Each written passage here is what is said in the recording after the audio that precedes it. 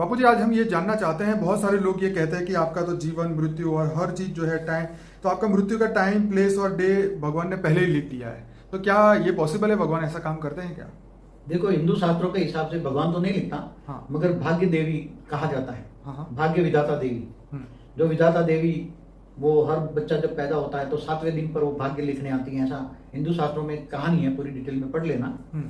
तो वो उसका भाग्य लिखने आती है।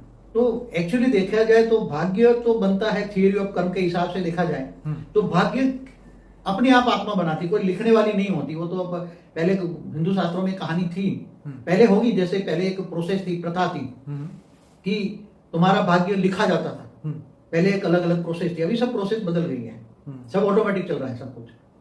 तो एक भाग्य विधाता देवी हर आत्मा का जब बच्चा पैदा होता था उसका भाग्य लिखते थे। तो मगर भाग्य, हमारी एक थियरी ऑफ कर्म पे एक बहुत अच्छी वीडियो है, देख लेना, कि भाग्य आत्मा तो अपने कर्मों के हिसाब किताब से ही बनता है ना। और ये तो ऑटोमेटिक है ना, ऑटोमेटिक बनता है ना, उसमें किसी को लिखने की क्या जरूरत है? अगर देखा जाए तो किसी को लिखने की जरूरत है क्या? जैसे सुपर कंप्यूटर में सब कुछ एकदम सब कुछ रिकॉर्ड होता है ना, और रिकॉर्ड होता है तो उसका जवाब भी ऑटोमेटिक दिया जाता है ना आज की तारीख में। ऐसी तरह आत्मा में अनेक जन्मों की थियरी ऑफ कर्म रिकॉर्ड होती है, और अब अनेक जन्मों का कर्मों का हिसाब किताब रिकॉर्ड होने के कारण उसके आत्मा में हर कोई रिकॉर्ड होता है।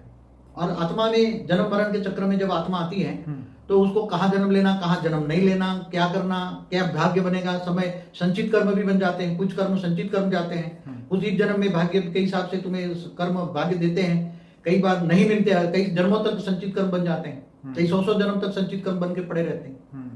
तो ये सब भाग्य आत्मा अपने आप ही बनाती है। लोग ये मानते हैं कि लोग भगवान ने तो हमारे भाग्य में ये लिख दिया तो अब ये होगा ही होगा, मतलब होगा ही होगा, या मतलब ऐसी चीजें जो है वो भगवान के ऊपर डाल के अपना कर्म को अच्छी तरीके से नहीं कर पाते, सब कुछ भगवान के सिर पे डाल देते हैं।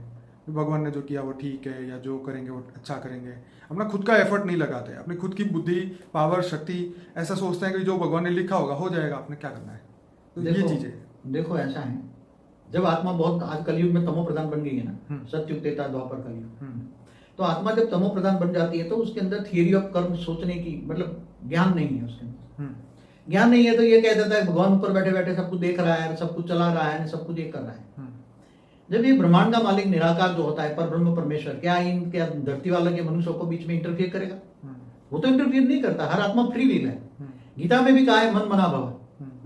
जब मन मना भव आत्मा जो कर्म करती है वही भोगती है, तो वो इंटरफियर कहाँ करता है?